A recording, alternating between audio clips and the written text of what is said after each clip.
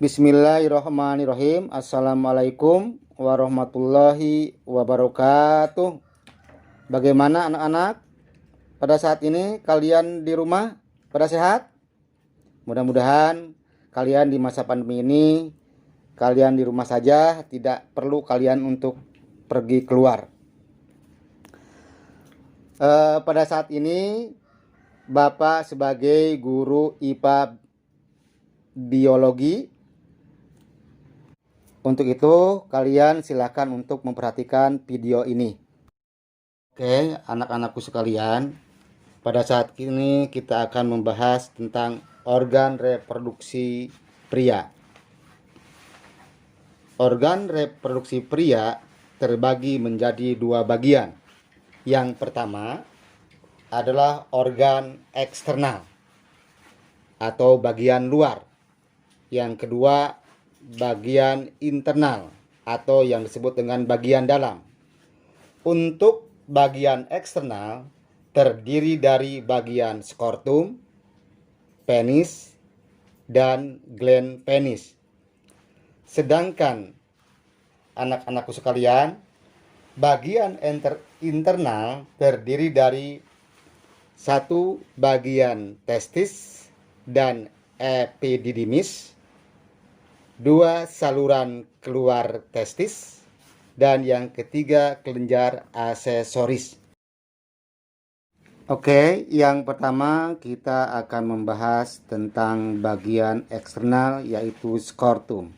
Skrotum merupakan kantong yang terletak di dekat penis yang terbentuk seperti lipatan-lipatan kulit. Nah, di dalam skrotum itu terdapat testis. Ya, testis adalah merupakan organ yang berfungsi untuk memproduksi spermatozoid. Skrotum juga berfungsi menjaga suhu testis agar sesuai untuk produksi sperma. Yang kedua yaitu penis. Penis dibagi menjadi dua bagian, yaitu batang dan kepala penis. Pada bagian kepala terdapat kulit yang menutupinya, disebut preputium. Kulit ini diambil secara operatif saat melakukan sunat. Penis tidak mengandung tulang dan tidak terbentuk dari otot. Ukuran dan bentuk penis bervariasi, tetapi jika penis ereksi, ukurannya hampir sama. Kemampuan ereksi sangat berperan dalam fungsi reproduksi. Pada bagian dalam penis terdapat saluran yang berfungsi mengeluarkan urin. Saluran ini untuk mengalirkan sperma keluar. Jadi, fungsi penis sebagai alat senggama, saluran pengeluaran sperma dan urin. Baiklah anak-anakku sekalian, kita akan membahas bagian eksternal yang ketiga, yaitu gland penis. Gland penis dapat digambarkan sebagai kepala bulat atau ujung dari penis. Terletak di tengah kelenjar penis adalah pembukaan uretra, tabung di mana mani dan urin keluar dari tubuh. Sering disebut kepala penis. Istilah gland penis berasal dari kata Latin untuk biji. Nama panggilan ini dipilih karena bentuk biji penis yang seperti biji.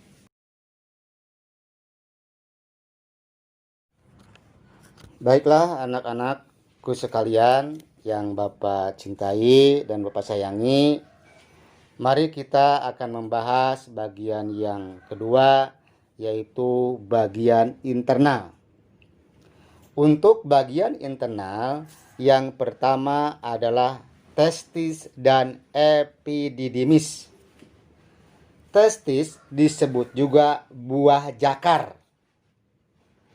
Testis merupakan organ kecil dengan diameter sekitar 5 cm pada orang dewasa. Testis membutuhkan suhu lebih rendah dan suhu badan sekitar 36,7 derajat Celcius. Agar dapat berfungsi secara optimal, oleh karena itu, testis terletak di luar tubuh, di dalam suatu kantong yang disebut dengan skortum. Apa itu skortum? Tadi sudah dijelaskan, atau yang disebut juga kapler. Ya. Oke, kita lanjut. Ukuran dan posisi testis sebelah kanan dan kiri berbeda. Testis berfungsi menghasilkan sperma. Bentuk sperma sangat kecil dan hanya dapat dilihat dengan menggunakan mikroskop. Sperma berbentuk seperti kecebong, dapat bergerak sendiri dengan ekornya. Testis juga memiliki tanggung jawab lain, yaitu membuat hormon testosteron. Hormon ini merupakan hormon yang sangat bertanggung jawab atas perubahan anak laki-laki menjadi dewasa, membuat suara laki-laki menjadi besar dan berat, dan berbagai perubahan lain yang memperlihatkan bahwa seorang anak telah beranjak dewasa. Baiklah anak-anakku sekalian, sperma yang dihasilkan di dalam testis akan keluar dari tubuh melalui beberapa saluran. Di antaranya saluran epididymis. Apa itu epididymis?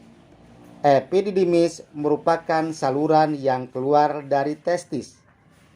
Pada saluran ini, sperma disimpan sementara waktu sampai berkembang sempurna dan dapat bergerak menuju saluran berikutnya. Saluran berikutnya adalah vas deferens.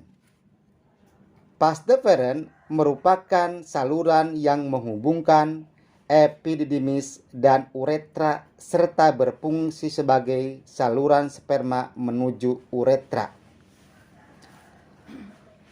Uretra merupakan saluran akhir dari saluran reproduksi laki-laki yang terdapat di dalam penis.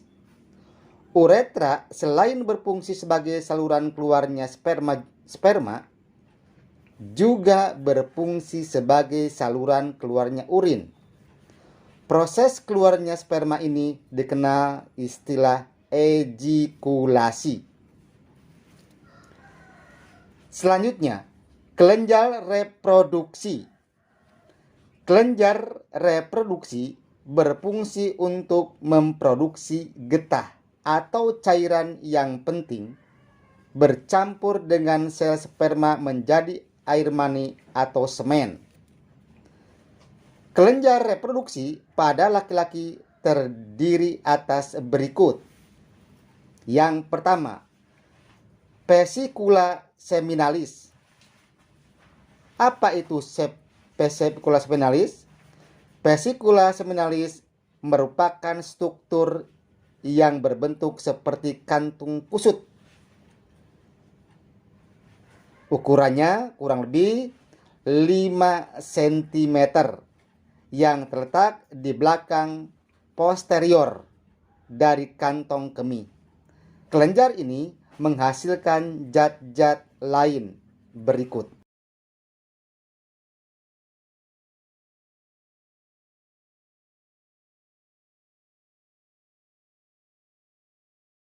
Di antaranya zat yang bersifat basa atau alkali berfungsi menetralkan cairan urin yang bersifat asam yang tertinggal pada uretra.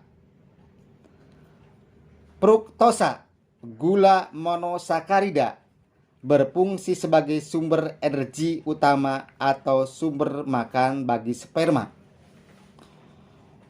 Hormon prostaglandin berfungsi merangsang kontraksi otot polos pada saluran reproduksi, sehingga sperma lebih mudah dipindahkan dari tempat penyimpanan pada pria ke opiduk perempuan.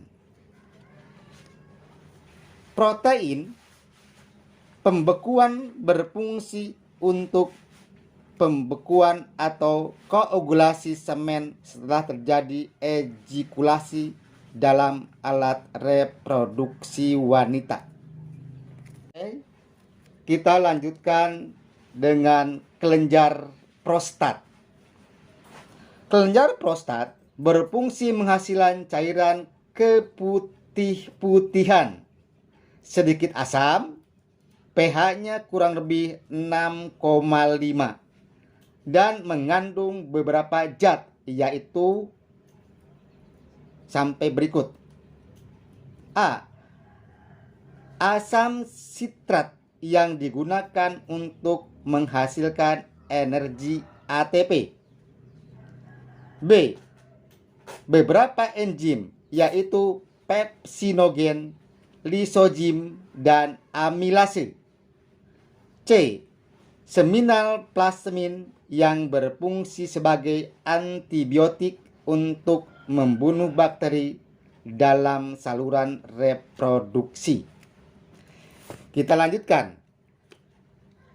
Selanjutnya adalah kelenjar Cooper atau bulburetra. Kelenjar Cooper menghasilkan lendir dan cairan bersifat basa yang berfungsi melindungi sperma dengan cara menetralkan urin yang memiliki pH asam yang tersisa dalam uretra, serta melapisi uretra sehingga mengurangi sperma yang rusak selama ejakulasi. Sperma yang dihasilkan testis akan bercampur dengan getah-getah yang dihasilkan oleh kelenjar-kelenjar reproduksi, sehingga terbentuk suatu suspensi atau campuran antara zat cair dan zat padat yang disebut dengan semen air mani. Semen inilah yang dikeluarkan melalui uretra. Pada umumnya, volume semen yang dikeluarkan sekitar 2,5 sampai 5 mm. Tiap 1 mm terkandung 50 sampai 150 juta sel sperma.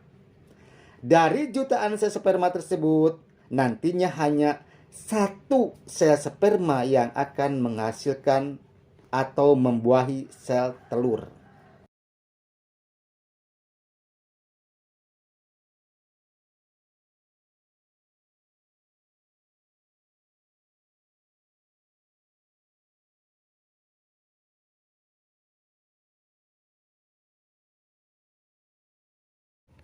Demikian pembahasan materi saat ini. Mudah-mudahan kalian dapat memahaminya, dan untuk tugas tolong kalian kerjakan, silahkan kalian baca. Demikian saya ucapkan atau Bapak ucapkan terima kasih. Assalamualaikum warahmatullahi wabarakatuh.